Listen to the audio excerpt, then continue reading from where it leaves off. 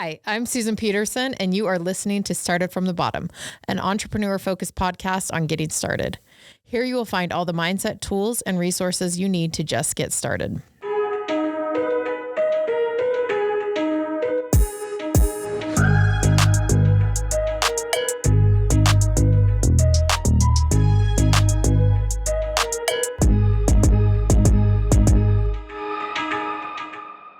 Nafe was born and raised in the island of Tonga. In June of 2011, Nafe moved to the United States of America seeking a better opportunity. In 2018, he became an entrepreneur as a Master Celebrity Barber. He went on to create multiple six-figure businesses and discovered a love for positive psychology, focusing on individual growth as well as business growth. Throughout his experiences, Nafe has learned that in order to elevate our business, we must first elevate ourselves. Nafe has discovered a passion to help others become unbroken, and in doing so, elevates every aspect of their life, family, and businesses. Ooh, I like that. Did you write that? My wife actually wrote that. Oh, that's really good. I had to have someone write my bio too. Right. It's hard to write about yourself, right? Right? Right. It's like the hardest thing ever is trying to introduce yourself. Right. Like, how do I distill this all down into one thing? Okay, Nafe. So you moved here in 2011 to the United States. And then in 2018, you got your license. Yep. So how did you get started with your shop, with all of your things that you're doing now? So I graduated from barber school June 2018. Okay. And I was working at a shop in Orem. But the whole entire barbering idea, it wasn't my idea, it was my wife's idea. She brought it up when we used to work at Milo Disability in American Fork. Okay. And I hated it. Why did you hate it?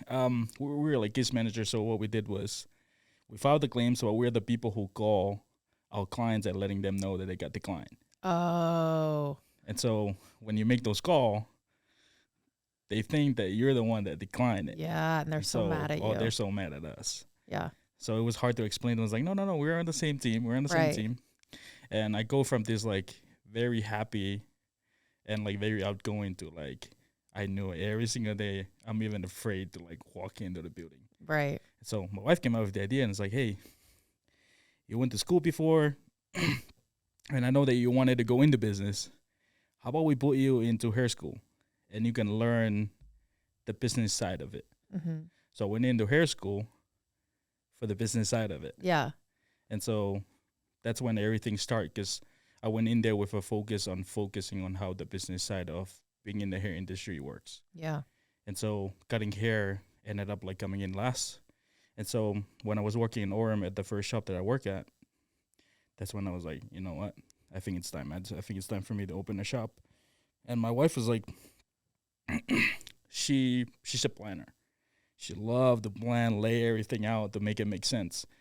But I think for me, I can sit here tonight and I'm doing this and I'm up and doing it. Right. And so for the shop, I think we came back from a movie. And for some reason, I was like, you know what? Let's take we're coming off State Street. We're turning into the city of Pleasant Grove. Yeah. On Main Street. And I was like, let's go there. I remember that there's a salon there. And yeah, I wanted to take a look at it, or how the setup looked like. And I remember peeking in at the window and it says for rent. And I was like, that's it. So we signed the contract the very next day. Oh, you did? Yeah. Don't you feel like that's how it is in entrepreneurship? Yeah. Once you get that feeling, you just got to go for it. Yeah. So that was it. So that was my chance. We call them up. We meet them up. We got them up very first thing in the morning. And I think I signed the contract at 2 p.m. Yeah. And I haven't even looked at the loan. I haven't even looked at any of the finances or anything. I was like, this is it. I'm opening up the shop. Right. And I remember walking in there, and my wife told me later, I was like, I was so nervous because I didn't know how this building, how it's going to look like. Because the building, it's been there for over 120 years. Something like that. Okay. But for me, I didn't see that. All I see was this is an amazing opportunity. I already signed the lease. I'm going right into it. And so that's when everything started for me with starting up. Is that the location you're in now?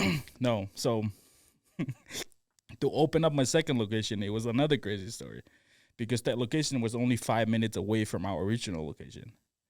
And so when I applied to it, in my head, I'm like, it doesn't make sense. It doesn't make sense why I'm doing it. And my wife was pregnant with our first kid. And we're in the process of moving from Pleasant Grove to Lehigh. Mm-hmm. And so this is around like July. And so we end up like get the opportunity, and I was like, you know what? No, let's sign it. Let's sign this contract. And it was a 7-year contract. And I was like a little nervous, so I was like, no, I think let's do it. And we opened that second location, and it was only 5 minutes away from our first location. We opened up in late August. About like 2 or 3 weeks later, we got a call from our landlord from our old one, and she goes, hey, I just want to let you know, my husband just told me that you guys extended the lease, but I didn't know about it. So we still have 2 years of lease at the other one. But she was like, but today we got approved from the city to destroy the building. Oh my gosh. So I'm going to need you to be out of there in November 1st. Stop. And that was it. Okay, so now you don't have 2 locations. You Now I did have for 2 like a couple locations months. For a couple months. Oh my goodness. Do you want to open another location? Yeah, I mean that's where I'm heading into with everything that's like setting right now, because I have an online coaching program. I started off the Unbroken community, so I host retreat. I just sold one of my hair and beauty show event, and now I'm like more focusing in all those personal growth event that I'm like hosting. Okay, so maybe not.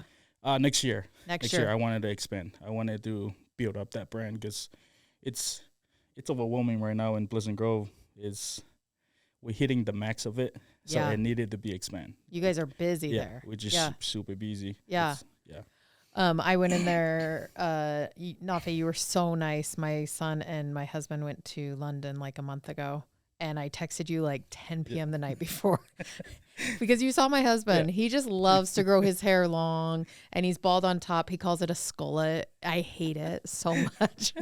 But you got them in like the next day, and it was so nice. So thank you so much. And they looked so sharp going to London. And my husband's never looked better. I think who cut his hair? So it's one of my friends. His name is Mars. He's amazing. He's amazing. He cut his hair and he trimmed up his beard and everything. He looked so good. I loved it. Okay, so tell me about growing up. Like, what led you to like entrepreneurship? Man, I thought I was like prepared for all these questions, but growing up, for my earliest memory was my mother. My mother was an entrepreneur. What she did was she prepped food and she sold it at the local like school. Okay. And in 2004, I was 8 years old, and then that's when my mother passed away. Oh, I'm so sorry. And I have a little sister. She was only 4 months old when my mom died. Oh my gosh. And when I moved here to U.S., it's one of those like, chasing the American dream, but like going into school and stuff. And I mean, I love school and all that stuff, but I started forgetting about what my mom did. And so when I got married, it was one of those things that was like, I was eager to resolve a lot of problems. It was one of those things that I was like, okay, like I can do this. I can literally like solve a lot of problems. So that's when I wanted to go in. I wanted to be into criminal justice. That's what I wanted to do. I wanted to probably end up in the FBI or something. That was one of those like biggest goals. Chase the bad guys. Exactly. Yeah. Right. And then I moved here to I moved here to Utah, and I met my wife, and I'm like, it's one of those things. I was like, man, those jobs you're on, like your life is on the line every single day. Yeah. I was like, all right, let me shift it a little bit, and that's when I went into the business industry. So as I'm progressing. Did you meet your wife in high school? No. So. Because, like, you moved here in 2011. You would have been, what? So I was like 16, 17 okay. when I came here. Okay. I met my wife around Christmas 2015. Okay. Well, we met online. Oh. But it was Tinderella. Through a cousin. So, no, not Tinder.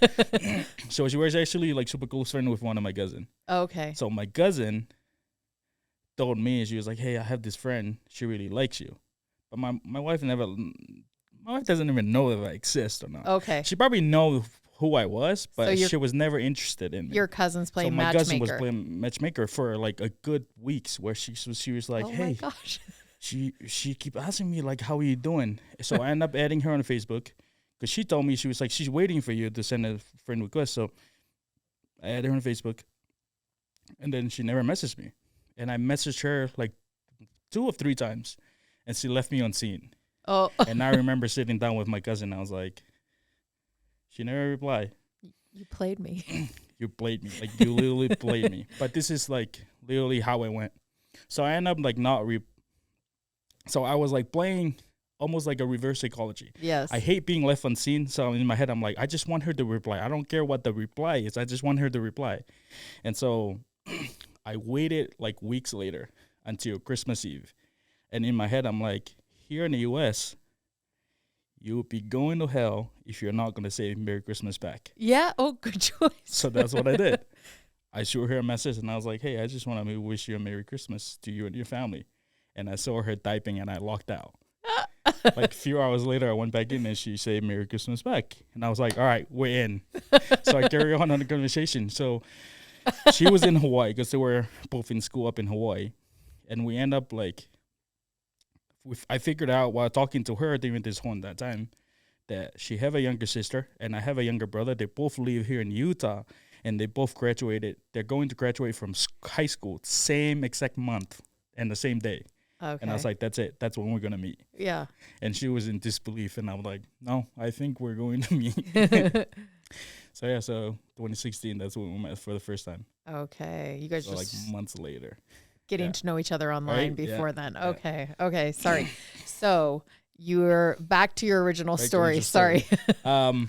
But yeah, so I mean, right when I started at the shop, I mean, there's a lot of like, you fix one problems and here's 10 more. Yeah. And that's just how it goes being an entrepreneur. And in my head, I'm like, I was eager to learn, and I was willing to be able to do whatever it takes. And that's where a lot of memories of my mom come into play. Where in my head, I'm like, how the heck my mom doing all this? Because my dad, he was away a lot of times, just like out there, like seeking for a better opportunity for my family. And so my mom was literally the one that raised us. And so in my head, I was like, how the heck my mom like figure all this thing out? And for me, I came out with this belief: if my mom can figure it out, I'm pretty sure I can figure this out. Right. So just having the earliest memory of my mom being an entrepreneur, I was like, yeah, we literally can do this. We can figure this out. And then from there, that's when I went crazy with the shop. I went from that shop, opened up that second shop, and I was like, okay, I'm gonna go into the education side of it, and I start hosting this hair show, and it built up. I think my first year, it was like about 85 people in that room. And then by the time I hit my third year, it was a little over close to 500 people at the event. And I was like, okay, how, but I think it was like the impact that kind of like drives me. It's just seeing like how much impact that I have. And then I was like, you know what?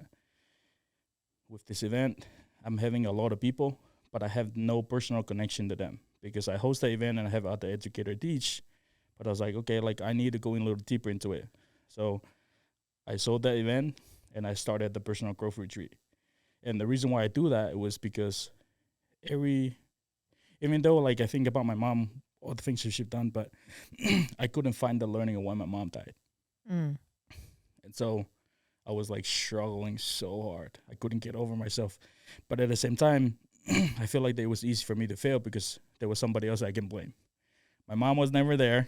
You know, like I'm moving over here to the U.S. I'm looking at other people. They still have parents. I'm like, okay, like mom, like I wish they were still around a lot so you can teach me all these things. So when things fail for me, my mom was always the one to blame. Yeah, I didn't have mom. Yeah, I didn't have mom. Yeah, I was right? doing this on my own. Yeah. So I'm like doing this on my own. Nobody's supporting me. So in my head, I'm like, I'm on the victimhood, right? Blaming my mom on every single thing until, which actually this year, February, that's when I had the opportunity to actually sit down and kind of like pretty much like break apart the whole entire story of when my mom died. And I realized that I just couldn't get over it. Yeah.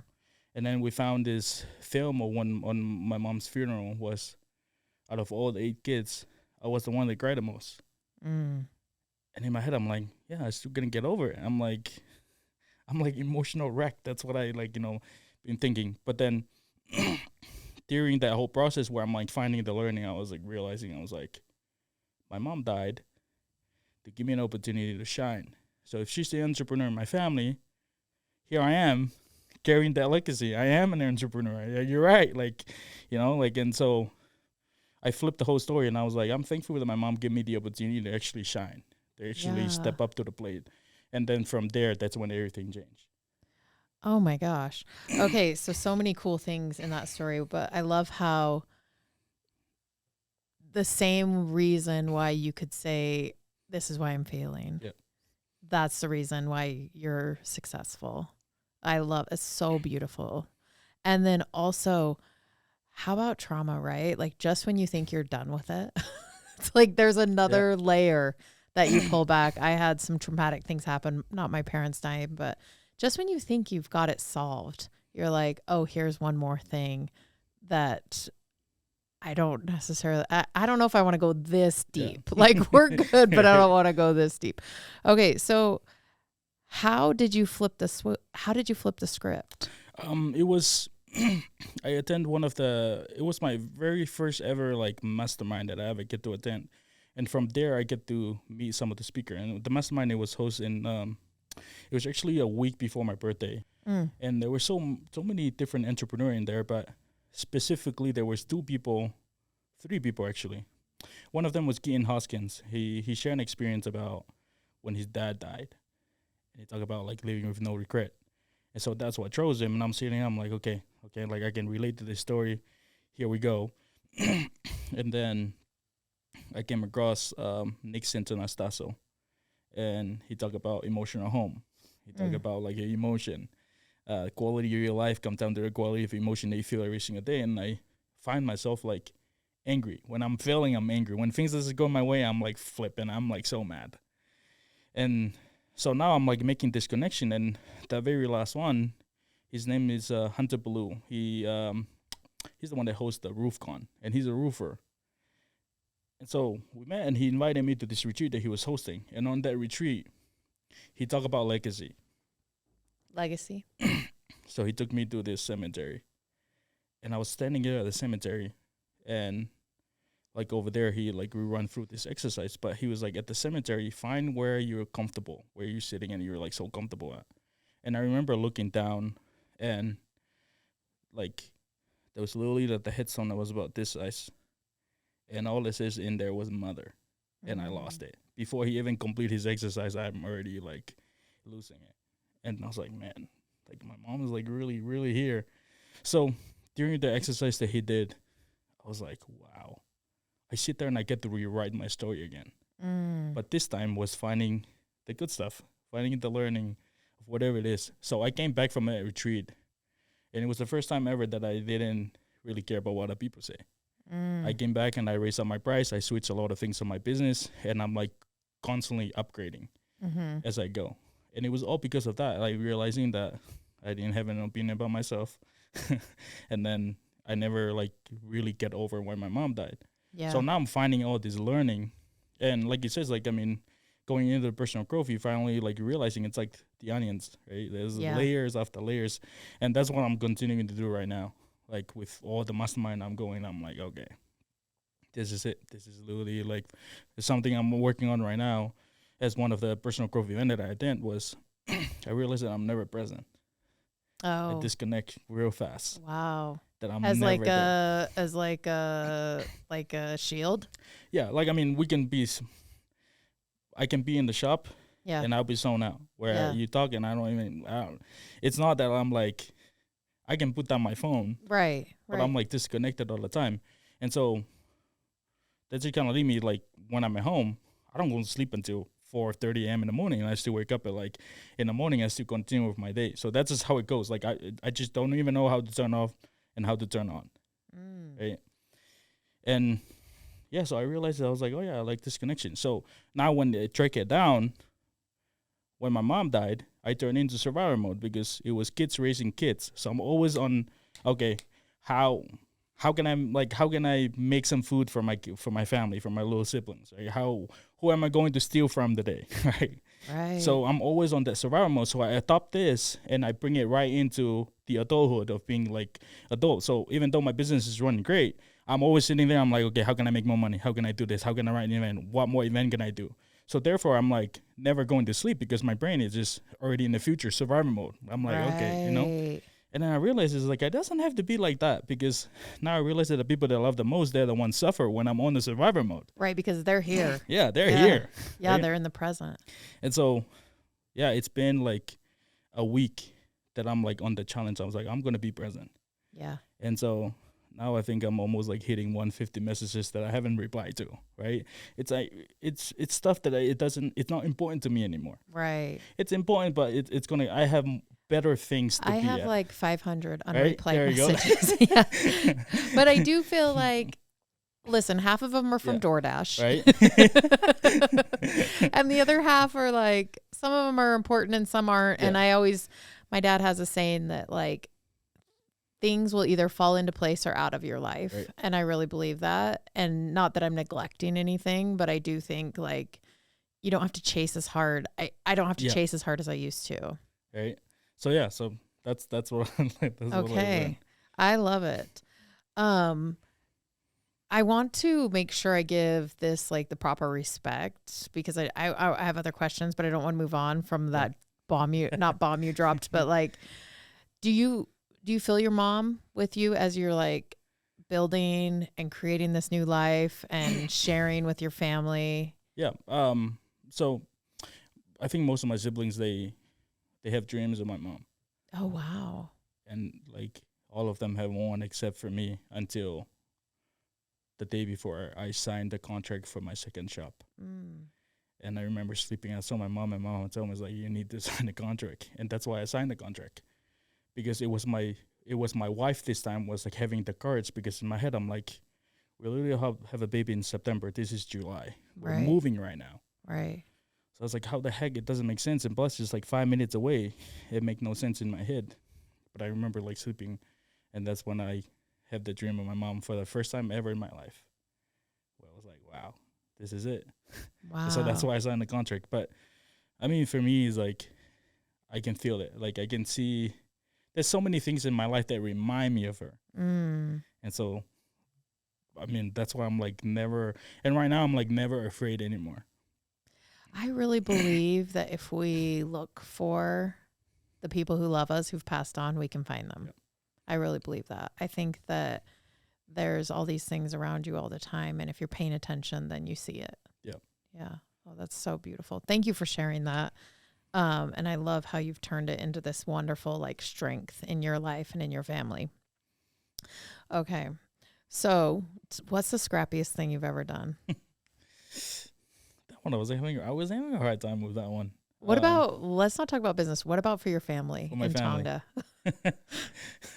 The one that you can share on the online. Yeah. Woo. It was actually, we had a conversation last night where people asked me, I have my guys at the shop finally sit down and they're like, so tell me how it was like. How it was like growing up. What are the things that you've done? And for me, it was like, I went back and I paid back, but the things that I was doing over there, we steal, but it was from the plantation For survival. Yeah. for survival. And I remember like stealing watermelon left and right just because of it. I was like, all right, this is it. This is what we're gonna do. So that was the thing. That was my life growing up. That was everything that I've done. I do everything for that. Yeah. For your family. Yeah, because like I mean, when people are going to sleep, that's when I'm like awake and I'm like, okay, who can we like, you know, like who can we like steal from today? And all we did was steal watermelon, like corn. Uh-huh. It's just all those things. So where I'm like, food. yeah, food. Food right? for your family. Yeah. Yeah. So it was like, it was all food stuff. So when I went back with my wife, when we like walked by the market, I remember like a flashback. I was like, I have money now. I can pay back all these people. So here I am, like, you know, paying back. And my wife was like, why did you give extra? So I have to like sit there and I was like, before we met, this is what I did. Right, where my brain was just like that. And that was one thing that I literally like did everything for, because that's how we survive. Like, yeah, we just didn't have anything. Yeah. And then not like to throw my older brother on, like one of my older brother when we grew up, he was, when my mom died, he left our house. Mm. And I think he was like into this like depression where my mom left. Like my mom was not there anymore.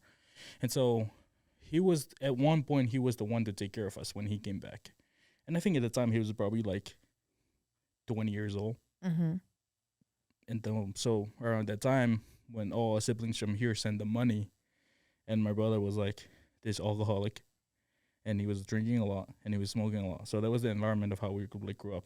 And so that's why I ended up like stepping up to the plate, where everybody had to like find our own thing, because every single money that was sent home, like my brother didn't know any better.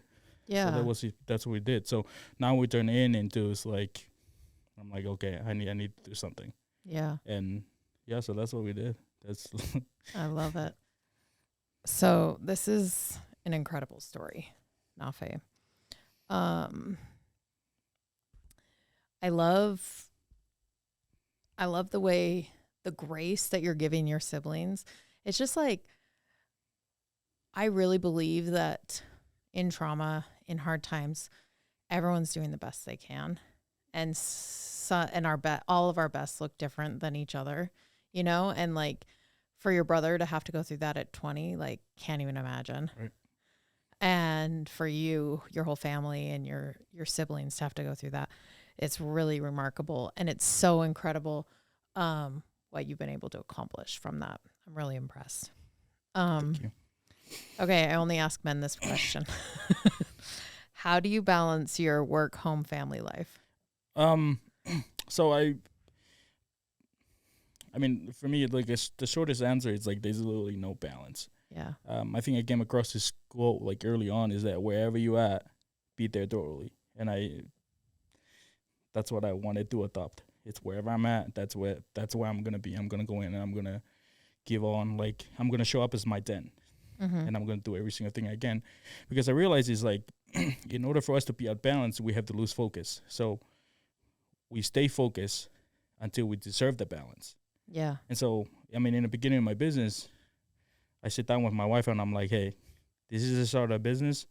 Like, it's going to require a lot of focus. And so right now, there's a lot of balance because I'm at home all the time right now. Yeah.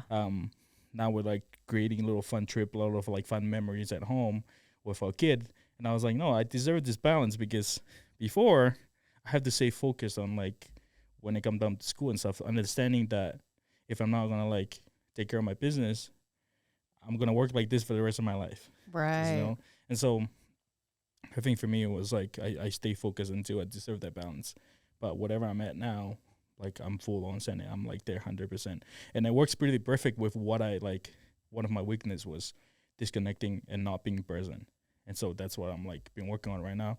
And I recently just sit down with my little sister and my wife. I'm like, look, like I won't be perfect at it, but you're more than welcome. I give you the permission. Call me out when I'm on present. So if I'm on the phone, yeah, tell me when to shut off, right? Right. And so it's been amazing. It's been an amazing experience to be able to do that, because I feel like that's the best way to be able to balance work and life. Life at home is that. Oh, I love that. Okay, have you read the book The E-Myth? I haven't. Okay, it's a really good book, but it's one of the books I recommend always for entrepreneurs, because it basically talks about how, and I'm going off script, so this question isn't on here. I gave awesome. Nafe all of the questions, but it talks about how you cannot be the technician and the operator in your own business. And so how did you get from behind the chair? I guess that's what they call it in the hair industry, right?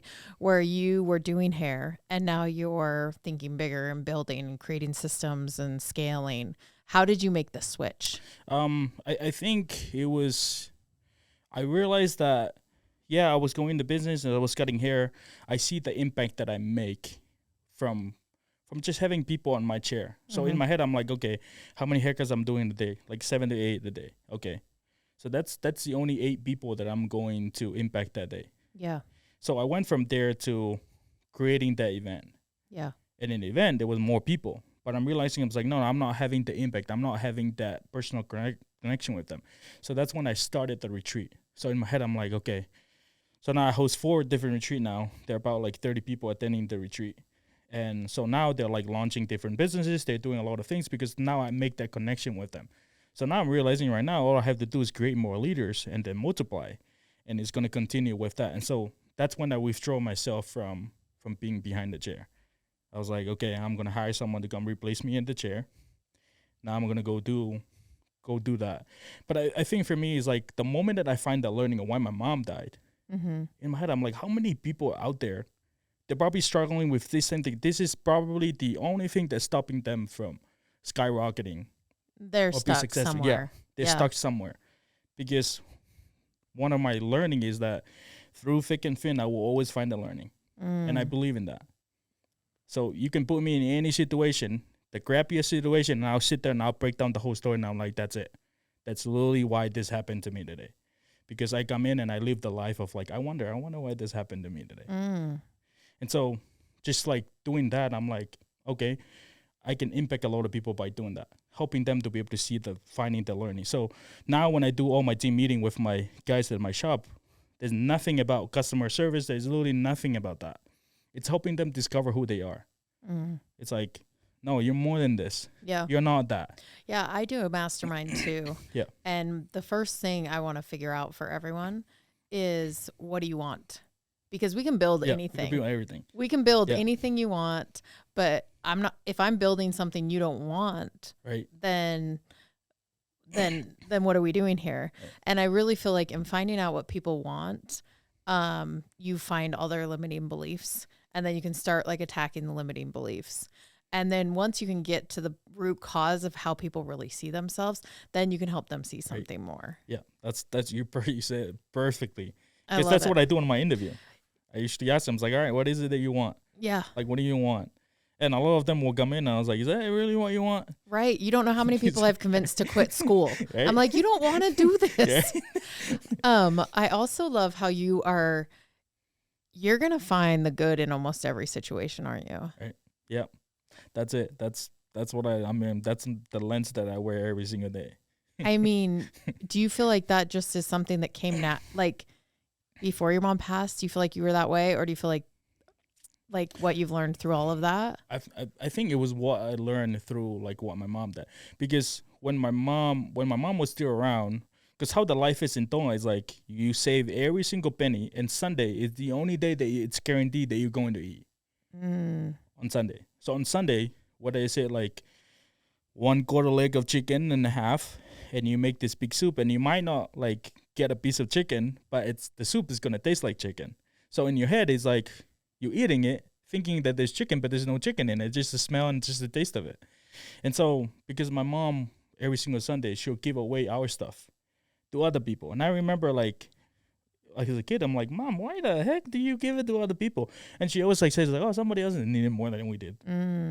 Somebody else need it more than you. So now when I'm like finding the learning, I'm looking back and I'm like, wait a minute. That's it. Like that's a legacy that my mom like left for all the people. Because when people talk about my mom, they talk about all those good memories. I was like, I wanted to be that. So that's like, for me, it's like every single day, I think like that. Oh, this happened to me today. I'm pretty sure other people have it worse than I am. So why the heck do I complain about this? I can, like, so now I'm like flipping the switch and I'm like, okay, all right, carry on with my day. Oh, I love it. Okay, what is one lesson that you learned early on in your business that is still true today? Keep on sowing. Keep on sowing. I think the parable of the sower and the reaper, it's one thing that I've like adopted like early on, is that if you think back, like we talk about like the sower, one thing that I'm looking at my ability that I have good seeds and I'm gonna keep on sowing. So now when when I dive in a little deeper into the parable, it talk about that some of the seed fell wayside, the bird devoured it, stony place. So now when they grow up on the heat, it dies. Yeah, it's gonna survive. And then now like the thorns, it grow up, and then now the thorns kills it. But then some of them fell on the good place. So now early on in my career being in business, I realizing that if I keep on sowing, there won't be enough birds to be able to eat the seeds that is falling on the wayside, because eventually it will be like even more. So now I'm gonna have to worry about it, because I realize it's like, I remember getting my very first review at the shop. Yeah. And I'm over here losing my mind. I'm like, I'm getting bad review. Like, what the heck? Yeah. But I remember when I'm like, now I'm like going after whoever leave me the review. So now there's a lot of option in my head. I'm like, oh, in my head, I want to make up this thing. It's like, oh yeah, it's a person that I haven't served before. So therefore they're not in my system. So therefore it's a fake review. But I realize it's like when I focus on the person leaving the review, now I'm out of character. I'm out of my field. That's not what I'm good at chasing the bird. I'm good at sowing the seed, right? And so now like my big belief is like, whatever I'm reaping, that's what I've sown before. Yeah. So if I continue on sowing, so now I understand that the bird will get some, the stone, like wherever like the stony place will get some, the thorn will get some, right? And I was like, that's it. I just have to understand it. Right. But I have to know that I have to keep on sowing. That's it. So that's when I continue to build my business. So instead of like focusing on whatever the birds or whatever, it's like hurting my business, I'm gonna focusing on what may make my business greater. Yeah. So I build off of that. And till this day, that's what we've been doing. I love that. I think I have so many friends that are influencers, and also as a business owner, you get all this good feedback, right? And then you get one bad review or one bad feedback, and it's almost hard to see the good stuff because of the bad stuff. But I love how you put it in like, but we know some of it's going to happen like that. It's just a statistical, it's like just statistically true at the end of the day. And if you just keep going, you know, your stuff is good. You have good seeds. You just keep sowing. Oh, I love that. Okay. So then what advice would you give young Nafe? That if I have to give him another advice, is like that sometimes you're just going to lose. Yes. Like, it don't matter what you're doing. At some point, you're going to lose. And sometimes it's good to lose. It's good to lose, right? Yes. So when I'm like looking back and I'm looking, it's like, well, what would be a good advice that I will give them? I like, understanding that you can do every single thing perfect. You can be like an honorable man. You can go in there and you work 6 to 7 days a week. You go in there and you hit like 12, however many hours. You can work hard on all those things. But at the end of the day, you're going to lose. Mm-hmm. And you have to understand that. And you understand losing. So now when I think back, and the reason why I would give him that advice is because you get to build that relationship with losing. Okay. And I'm always like telling myself, telling myself, I mean, I do this little, I give a lot of advice to other people, but at the end of the day, I give myself a lot of advice. I like talking to myself, right? Same. I'm like telling myself, okay, that one didn't work. I was like, Nafe, you're only 2 fail away from making it. You got this, right? Yes. And so in my head, I'm like, okay, yeah, let's do it. I'm going in and I'm like, do it. So now I'm like creating all these things. So now my relationship with losing, it's not what other people's like, oh, it's the end of the world. It's like, no, I'm losing. I'm like, okay, that didn't work. Okay. Now I'm shifting. I'm constantly like pivoting when things doesn't work. I'm always like looking for opportunity. So now when it comes down to like people looking at losing, it's like, I think when I study Thomas Edison, like when he said what he said was perfect. He was like, I just find all the ways that didn't work. So in my head, I'm like, that was it. That was literally what it is. Because when I was in barber school, and I remember the first time I get to do the practice of getting hair, they have to pull me out of class again to come and refix the haircut because it wasn't good. And it was the recruiter of the school. His name is Josh. And I still remember this day doing the haircut. And I remember like getting so down on myself. And the teacher came around. Her name is Alex. And she looked at me and she goes, look, until you do the haircut like 10,000, like I think it was 10,000 or 100,000 times, then you like have the right to be mad about it. But right now you have no right because that's your first haircut. And for me, switch. Yeah. Now I'm losing counting on how many haircuts that I've done. Yeah. So now I'm like not focusing on it anymore, right? Where I'm like over there picking myself up as I go. And I'm realizing that nobody's coming to save me. So I have to save myself every single time. Right. So that's, yeah. Jay-Z once said that he hasn't figured out how to learn from a win, only from a loss. Right. And I think that's super profound. Like, unless you're losing, you're not learning. Right. Yeah. And I think even when you win, there's some part of it where you're like, oh, but I could have done that and that and that and that different, you know? And so I think it's a really healthy relationship to, what did you say? Build a relationship with losing. With losing feeling. Oh, I love that. Okay. What legacy are you trying to build? Um, I think we're like thinking about like legacy is like just making a difference in others, having them like see this life with a positive lens. Um, I think there's so much good in the world, and I think that the moment that you realize that you're more than enough, Mm. and because I think my whole entire life I've been asking myself the wrong questions, just because like I think I came across like a lot of different challenges where I'm asking myself, I'm like, man, am I worthy enough to be able to face this, or am I loved enough to be able to do all these things? But I think like at this point in my life, I'm like, no, I live in a life of abundance, and every single thing I see is like there's so much good in the world. Mm-hmm. And I think living with that life and knowing that I'm more than enough, I get to ask myself the right question, because the whole entire life I've been stuck in that question of like, what's wrong about, like, what's wrong with me? Yeah. And so now the questions like I'm asking myself every single day, it's like, what's right about you? You know? Yeah. Because it's all, I mean, just being a Polynesian too is like, I keep telling myself is like, I say this phrase a lot. It's like, I'm Polynesian. No, we don't do that. We're Polynesian. So now I'm like limiting myself, and I came up with this excuse and doing that. And I was like, wait, What don't you do when you're Polynesian? I'm not Polynesian. I don't see, know. that's the thing. So even when we're like talking about like public speaking, like Oh. crying, Okay. right? I'm a very emotional guy. Very emotional guy. Like I can let my emotion out. Right now I'm like fighting it. So I'm not letting You're my doing a emotion great job.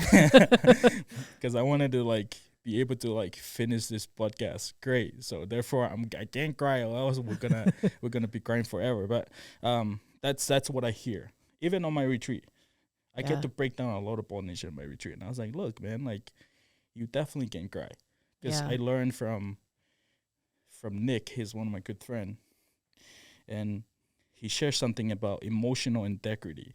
Mm. Because he shared that our whole entire life we've been taught to soothe things.